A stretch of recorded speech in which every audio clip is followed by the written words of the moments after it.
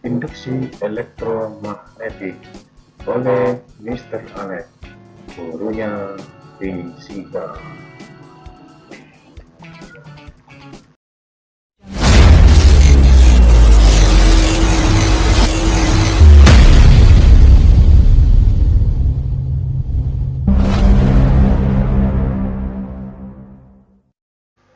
Assalamualaikum warahmatullahi wabarakatuh.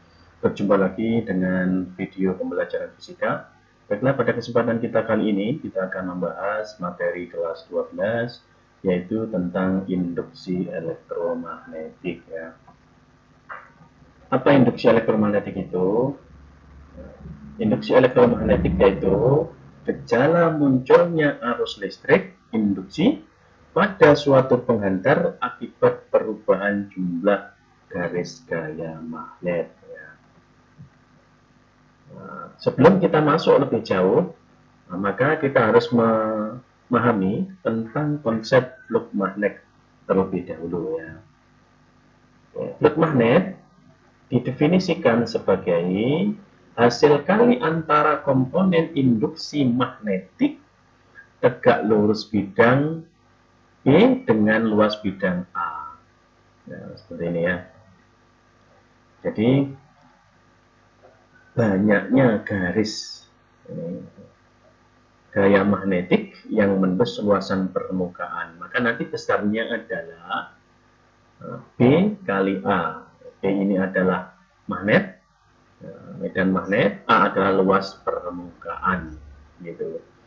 Nah, ini harus tegak lurus. Kalau dia tidak tegak lurus, membentuk sudut theta, maka persamaannya menjadi ini, BA cos theta.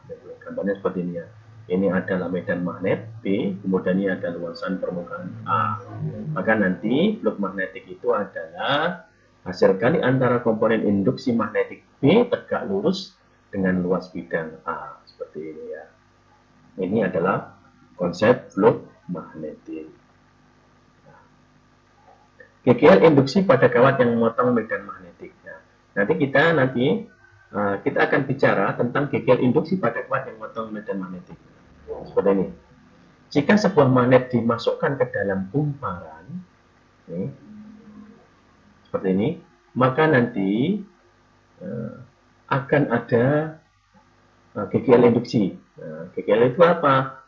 Gaya gerak listrik, gitu ya. Yaitu ada beda potensial. Ditunjukkan dengan adanya pergerakan dari jarum galvanometer. Ini adalah galvanometer, ini adalah galvanometer, ini ada galvanometer. Yaitu alat yang bisa mendeteksi adanya aliran arus listrik. Jadi ini kalau ada ini adalah magnet dimasukkan ke dalam kumparan, kemudian ini dia diam.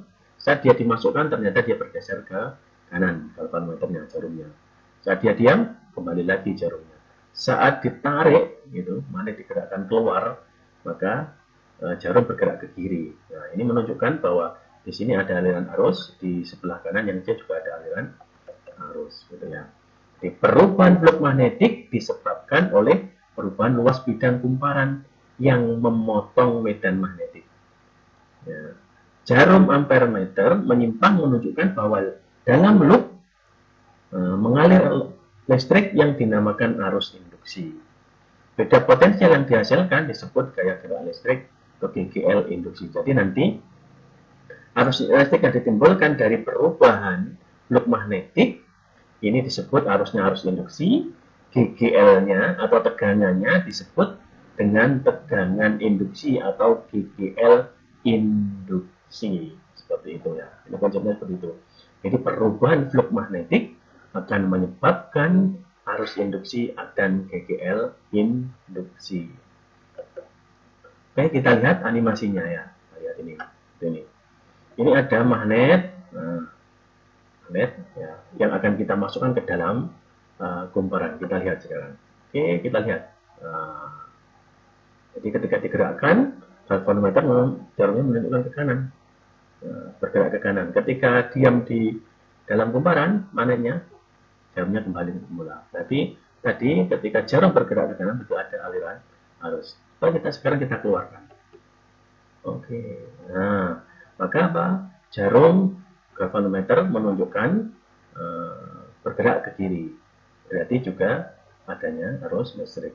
Peristiwa ini arus yang ditimbulkan disebut dengan arus induksi. Oke, kemudian berapa besarnya GGL induksi itu? Menurut Faraday, GGL induksi yang timbul pada ujung-ujung suatu penghantar atau kumparan adalah sebanding dengan laju perubahan flux. Ini sebanding dengan laju perubahan flux magnetik yang dilingkupi oleh loop penghantar atau kumparan tersebut. Ini seperti ini. Jadi nanti kalau dia digerakkan, maka nanti besarnya GGL induksi ini yang timbul pada ujung-ujung suatu penghantar atau kumparan adalah sebanding dengan laju perubahan flux. Secara matematika kita lihat. Nah, ini GGL induksi simbolnya adalah ini epsilon ya. Epsilon sama dengan min delta flux per delta T. Ini menunjukkan perubahan flux terhadap waktu, berarti kecepatannya, lajunya, laju perubahan flux seperti itu. Oke, maka kalau ini terjadi ini banyak lilitan tadi, banyak lilitan kan, maka ini tinggal nambah n saja. Jadi kalau kumparannya itu banyak lilitan, n tambah n saja. Jadi ya, epsilon sama dengan min n delta flux per delta t. Di mana delta flux itu sama dengan keadaan 2 dikurangi keadaan 1. Min n flux 2 dikurangi flux 1 per delta t. Seperti itu ya. Oke. Nah, secara matematika ini bisa kita ringkas menjadi epsilon sama dengan min n delta flux per d flux per dt. Ini menjadi diferensial, berarti turunan. Kalau nanti bentuknya dalam persamaan matematika fluxnya, maka bisa kita turunkan ini adalah turunan pertama terhadap waktu. Oke, langsung kita lanjutkan. Nah, berarti nanti kita akan bicarakan tentang ini. Faktor yang mempengaruhi GGL induksi. Ya. Oke. Yang pertama adalah jumlah lilitan.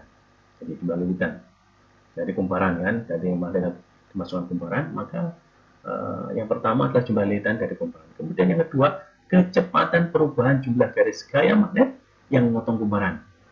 Nah, tadi d flux per dt ya. Nah, secara matematika ini tadi ya. Jalan sama dengan min delta flux per dt ini untuk yang kedua.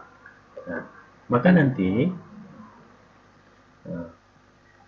GGL induksi oleh perubahan luas bidang kumparan. Nanti kita pahami, kita tadi sudah kita bahas bahwa flux itu adalah BA cos theta, BA cos theta. Maka nanti kita bisa kita uraikan.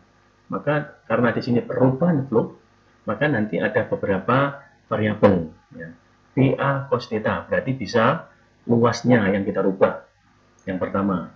Yang kedua adalah medan magnetnya, dan theta adalah sudut theta-nya yang kita rubah. Oke. Yang pertama kita bahas adalah GGL induksi oleh perubahan luas bidang kumparan. Yang kita rubah luasnya dulu. Maka secara matematika bisa kita urunkan. Epsilon min n delta flux per dt. Yang kita rubah adalah sekarang adalah A-nya. Ya, sekarang A-nya.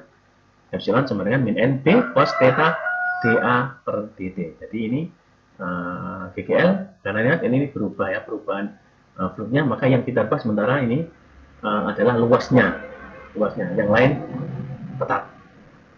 Jadi GGL bisa ditimbulkan kalau luasannya ini kita rubah, luasan yang ditembus oleh gaya magnet dan magnetnya adalah, karena yang kita rubah adalah luasannya. Berikutnya adalah GGL induksi oleh perubahan besar induksi magnetnya. Nah, sekarang yang kita rubah B-nya. Jadi nanti kalau kita ingin membuat GGL induksi, delta flux itu bisa dirubah A-nya, B-nya, dan sudutnya. Sekarang kita rubah adalah B-nya. Jadi min N, epsilon sama dengan min N kali A cos theta dB per dt. Ini sekarang rubah adalah medan magnetnya. Kemudian berikutnya, yang terakhir ini adalah GGL induksi akibat perubahan orientasi bidang kumparan. Ya, sekarang theta-nya. Ya. Nah, zaman Faraday untuk kasus orientasi sudut theta berubah, jangan theta-nya yang berubah. Ya.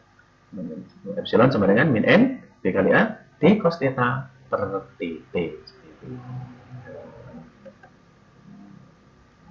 Nah, yang selanjutnya bagaimana arah arusnya? Arah arusnya adalah ini. sesuai dengan kaidah telapak tangan kanan untuk arus induksi, yaitu jempolnya ini ibu jari adalah arah V-nya, kemudian 4 jari adalah menunjukkan B-nya. Nah, V itu kecepatan geraknya ya, V adalah medan magnet, I adalah arusnya.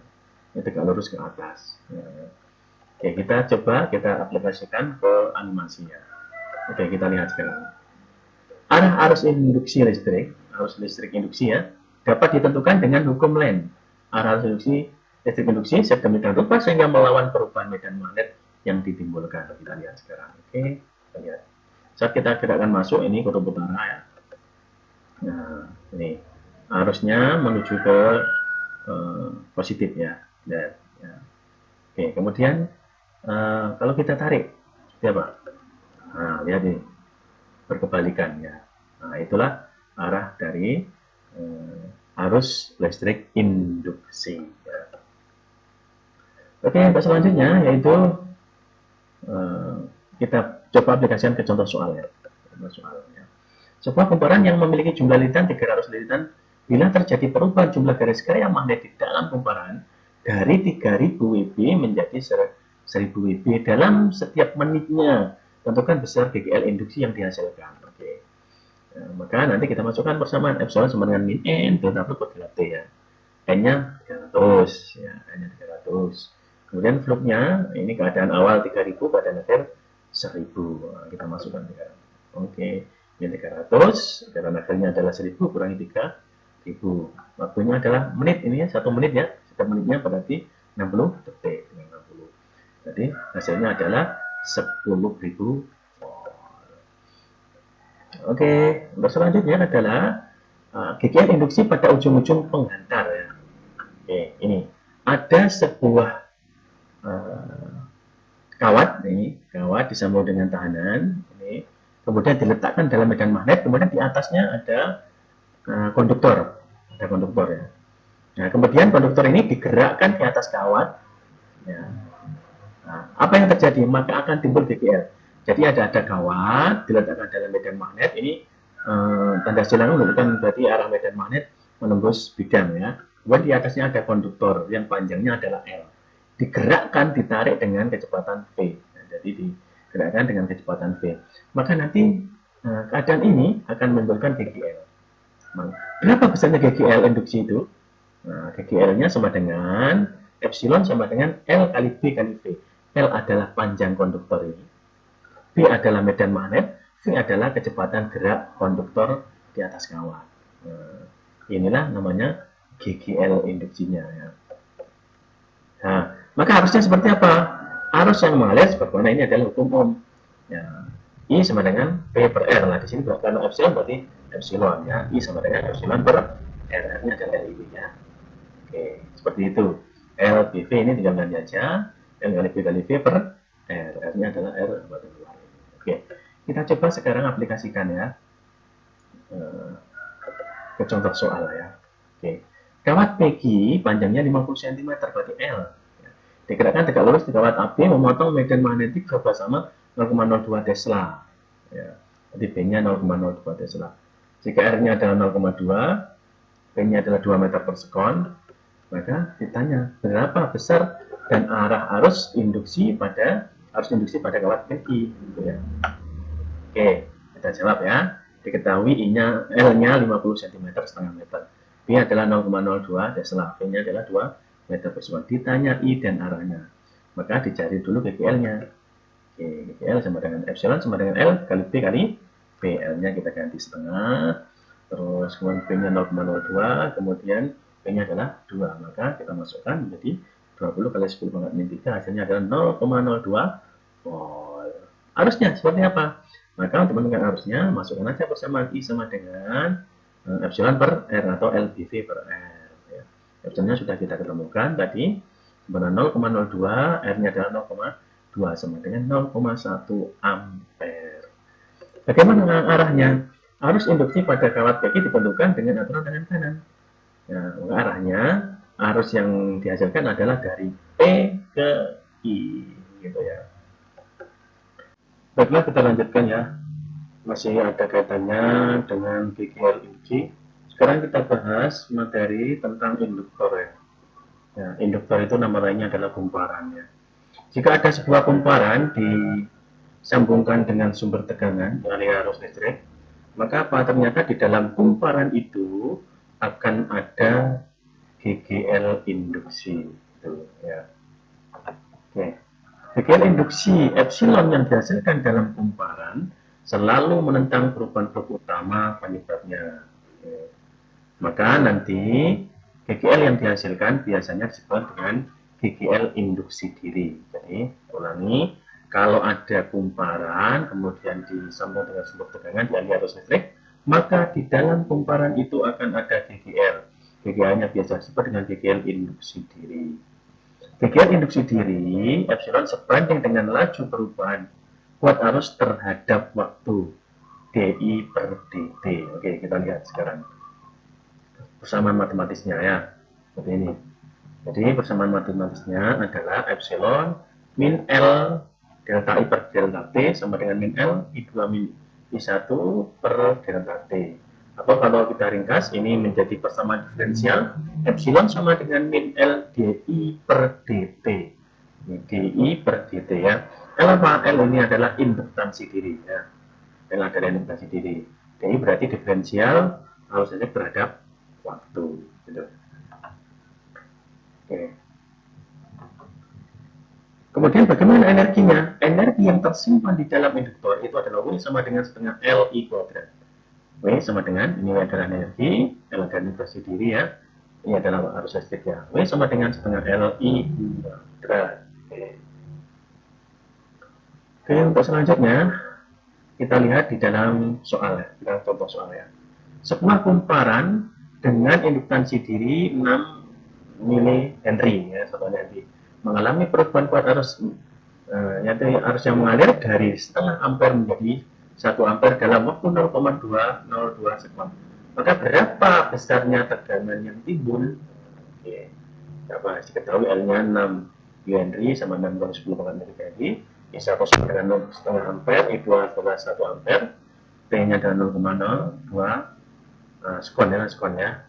Ditanya GGL-nya. Oke, langsung kita masukkan persamaan. Epsilon sama dengan min L dI per dt. Oke, kita masukkan angkanya. Min 6 kali 10 kali min 3. 1 dikurangi 0,5 per 0,02. Oke, maka hasilnya adalah ini 0,15 volt. Gitu ya. Oke, untuk selanjutnya kita bahas tentang aplikasi prinsip induksi elektromagnetik ya. Kita bahas aplikasinya konsep induksi elektromagnetik. Oke, pertama apa? Adalah generator. Ternyata generator merupakan salah satu alat aplikasi dari prinsip induksi elektromagnetik seperti ini ya. Generator listrik AC. Generator itu apa? Alat yang mengubah energi gerak menjadi energi listrik ya, itu ya, nanti secara matematis misalnya GGL-nya adalah N kali T kali A omega sin omega T, sama matematisnya. Kemudian berikutnya adalah generator DC harus arah ya, jadi harus arah dari generator tadi apa yang pertama tadi ada generator harus bolak balik, sekarang generator harus searah ya, seperti ini gambarnya ya. Oke, untuk selanjutnya adalah trafo atau transformator. Transformator itu apa? Adalah suatu alat yang digunakan untuk mengubah suatu tegangan AC tertentu ke tegangan AC yang lain yang diperlukan oleh beban listrik. Jadi trafo ini adalah alat yang digunakan untuk mengubah tegangan arus bolak-balik. Maka trafo itu ada dua. Trafo yang digunakan untuk trafo step up yang pertama, ya, trafo step up yaitu untuk mengubah tegangan itu menjadi lebih besar atau digunakan untuk menaikkan tegangan AC. Cirinya adalah lilitan sekunder lebih besar, lebih banyak dari lilitan primernya. Jumlah lilitan sekundernya lebih banyak dari lilitan primernya. Kemudian trafo yang kedua adalah trafo step down, yaitu trafo atau yang digunakan untuk menurunkan tegangan arus bolak-balik. Cirinya lilitan primer lebih banyak dari lilitan sekundernya. Oke, kita coba sekarang kita lihat bagian utama dari trafo ya. Gambarnya seperti ini ya. Seperti ini. Nah, jadi nanti ada kumparan primer, ada kumparan sekunder, ada inti besinya. Kumparan primer itu yang ini, yaitu kumparan yang disambung langsung dengan sumber tegangan. Nah, sedangkan kumparan sekunder adalah kumparan yang disambung dengan alat listrik, setrika dan lain-lain ya. Nah, kemudian ini ada inti besi ini, jadi bagian utama dari trafo gitu ya. Kemudian untuk berikutnya, nah, persamaan yang berlaku dalam transformator apa saja? Ini persamaan yang berlaku. Vs per Vp sama dengan Ns per Np. V itu berarti tegangan, S indeks S berarti induknya sekunder, indeks V adalah primer. Berarti Vs per Vp. Tegangan pada sekunder banding tegangan pada primer itu sebanding dengan banyaknya liten pada sekunder perbandingan pada primer. Kemudian persamaan trafo ideal ya. Maka persamaan pada trafo ideal itu nanti daya pada lilitan sekunder itu bisanya sama dengan daya pada lilitan primer. Maka Vs, V daya itu adalah V kali I ya. Nah, kalau S berarti ini indeksnya S, VI berarti Vs kali IS. Kalau Vp berarti Vp kali IP. Nah, seperti ini ya. Ini adalah persamaan trafo ideal. Ternyata apa? Nah, kalau banyak kita jumpai, ternyata tidak semua trafo itu ideal. Maka nanti kita mengenal istilah efisiensi trafo. Efisiensi transformator. Secara matematika adalah ya, eta sama dengan efisiensi sama dengan P2 per P1 kali 100%. Ya. P itu adalah daya ya. Daya P2 itu berarti miliknya sekunder, P1 miliknya primer. Kali 100% ya. Tinggal ganti aja Ps kali S per Vp kali Ip kali 100%. Nah, ini adalah persamaan yang berlaku pada transformator. Oke. Kita lihat, kita aplikasikan ke contoh soal. Sebuah trafo dengan tegangan primer berarti Vp 110 volt, tegangan sekunder 220 volt berarti Vs, dan arus yang mengalir adalah pada kumparan primer adalah 5 ampere, pada sekunder adalah 2 ampere. Maka ditanya berapa efisiensi trafo tersebut. Kita bahas ya. Maka diketahui Vp sama dengan 110, Vs sama dengan 220, Ip sama dengan 5 ampere, Is sama dengan 2 ampere. Ditanya efisiensi.